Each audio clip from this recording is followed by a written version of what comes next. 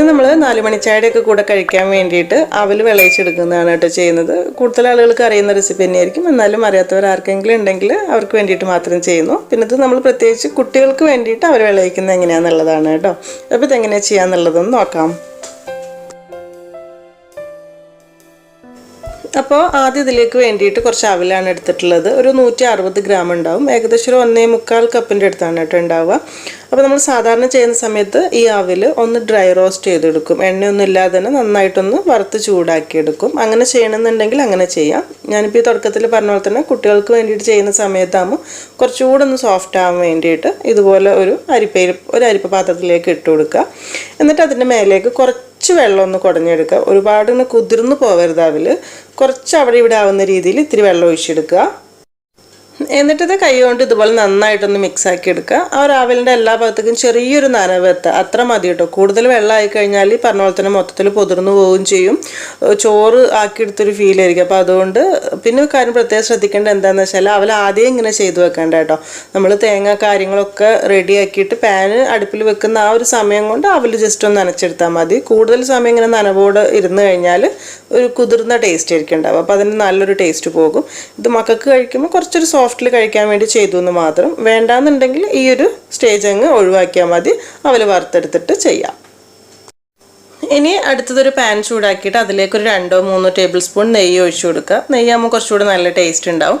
എന്നിട്ട് അതിലേക്ക് കുറച്ച് കാഷ്യൂ കിസ്മിസ് കാര്യങ്ങളൊക്കെ ഒന്ന് വറുത്തെടുക്കാൻ കയ്യിൽ ഉള്ളതിനനുസരിച്ചിട്ട് ഇട്ട് കൊടുക്കുക കേട്ടോ.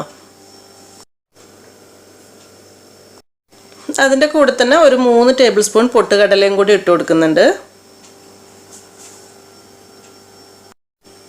പിന്നെ കുറച്ച് കറിവേപ്പില. എല്ലാം കൂടെ അത്യാവശ്യം നന്നായിട്ടൊന്ന് വറവായി വരുന്ന സമയത്ത് ലാസ്റ്റ് ഇതിലേക്ക് കുറച്ച് മുന്തിരി കൂടെ ഇട്ട് കൊടുക്കുക കേട്ടോ. അതൊക്കെ നമുക്ക് ഇടയ്ക്ക് എത്രത്തോളം കടിക്കാൻ ഇഷ്ടമുണ്ടെന്നുണ്ടെങ്കിൽ അതിനനുസരിച്ചിട്ട് ഇട്ട് കൊടുത്താൽ മതി. എല്ലാം പാകത്തിന് മൂത്ത് വരുന്ന സമയത്ത് ഇത് വേറൊരു പാത്രത്തിലേക്കൊന്ന് മാറ്റി വെക്കാം. ഇനി മധുരത്തിന് വേണ്ടിയിട്ട് കുറച്ച് ശർക്കരയാണ് വേണ്ടത്. അപ്പോൾ ഇതുപോലത്തെ ഒരു വലിയ കട്ട ശർക്കരയാണ് എടുത്തിട്ടുള്ളത്. ഇതൊരു 140 ഗ്രാം വരുന്നുണ്ട് കേട്ടോ. ആദ്യം ഇതൊന്ന് ഉരുക്കിയെടുക്കണം, അതിനുശേഷമാണ് നമ്മൾ ചെയ്യുന്നത്. അപ്പോൾ ഞാനിപ്പോൾ ഇത് ഒരു 1/4 കപ്പ് വെള്ളം ചേർത്തിട്ട് ഒന്ന് ഉരുക്കിയിട്ട് അതിൻ്റെ കല്ലും പൊടിയൊക്കെ ഒന്ന് പോകാൻ വേണ്ടി ഒന്ന് അരിച്ചെടുത്തിട്ടുള്ളതാണ്. ഇതിപ്പോൾ നമ്മൾ ആ ഒരു പാനിലേക്ക് അങ്ങനെ ഒഴിച്ചു കൊടുക്കുകയാണ്. അതായത് നമ്മൾ ആ കാഷ്യും കാര്യങ്ങളൊക്കെ വറുത്തിട്ടുള്ള നെയ്യ് ഉണ്ടല്ലോ, അതിലേക്ക് ആ ഒരു ചൂടോടുകൂടി തന്നെ ഈ ഒരു ഉരുക്കി വെച്ചിട്ടുള്ള ശർക്കരപ്പാനി ഒഴിച്ചു കൊടുക്കാം.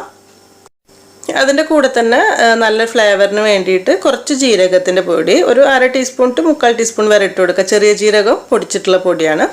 അതുപോലെ തന്നെ കുറച്ച് ഏലക്കപ്പൊടി, ഏലക്കയും പഞ്ചസാരയും കൂടെ ചേർത്ത് പൊടിച്ചെടുത്തിട്ടുള്ളതാണ്. അതൊക്കെ ഫ്ലേവർ നോക്കിയിട്ട് ഇട്ട് കൊടുക്കാം. അതുപോലെ തന്നെ കുറച്ച് ചുക്കുപൊടി കൂടി ഇട്ട് കൊടുക്കുന്നുണ്ട്. ചുക്കിൻ്റെ ഒരു ഫ്ലേവർ കൂടി ഉണ്ടെങ്കിൽ കുറച്ചുകൂടി നല്ലൊരു ടേസ്റ്റ് ഉണ്ടാകും. പിന്നെ മൊത്തത്തിൽ ഒരു മധുരം ഒന്ന് ബാലൻസ് ആകാൻ വേണ്ടിയിട്ട് 2 നുള്ളു ഉപ്പ് കൂടി ഇട്ട് കൊടുത്തിട്ട് നന്നായിട്ടൊന്ന് അങ്ങ് തിളപ്പിച്ചെടുക്കുക. ഈ സമയത്ത് ഇതിലേക്ക് കുറച്ച് കറുത്ത എള്ള് ചേർക്കുന്നുണ്ട്. ഒരു 1.5 ടീസ്പൂൺ എടുത്ത് ചേർക്കുന്നുണ്ട്.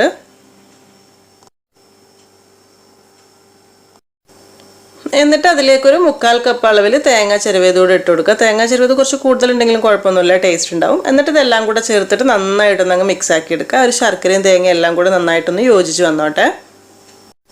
നന്നായിട്ടൊന്ന് തിളച്ച് വരുന്ന സമയത്ത് നമ്മൾ ആദ്യം വറുത്ത് മാറ്റി വെച്ചിട്ടുള്ള കാര്യങ്ങളുണ്ടല്ലോ, അത് ഇതിലേക്ക് ഇട്ട് കൊടുക്കാം.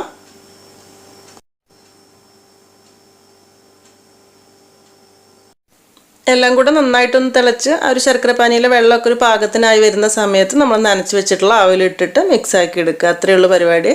അപ്പം ഈ രീതിയിൽ നമ്മൾ ചെയ്യുന്നത് മെയിനായിട്ട് തുടക്കത്തിൽ പറഞ്ഞ പോലെ തന്നെ കുട്ടികൾക്ക് വേണ്ടിയിട്ടാകുന്ന സമയത്ത് വെച്ചാൽ അവർക്ക് നല്ല സോഫ്റ്റായിട്ട് ഇങ്ങനെ കഴിക്കാൻ പറ്റും. അത്രയേ ഉള്ളൂ കേട്ടോ. നമ്മൾ സാധാരണ രീതിയിൽ അവലിൻ്റെ ആ ഒരു ഫ്ലേവറിൽ തന്നെ വേണമെന്നുണ്ടെങ്കിൽ ആദ്യം പറഞ്ഞ പോലെ തന്നെ ജസ്റ്റ് ഒന്ന് ഡ്രൈ റോസ്റ്റ് ചെയ്തിട്ടിട്ട് ബാക്കി എല്ലാ കാര്യങ്ങളും ഇതുപോലെ തന്നെ ചെയ്യാം.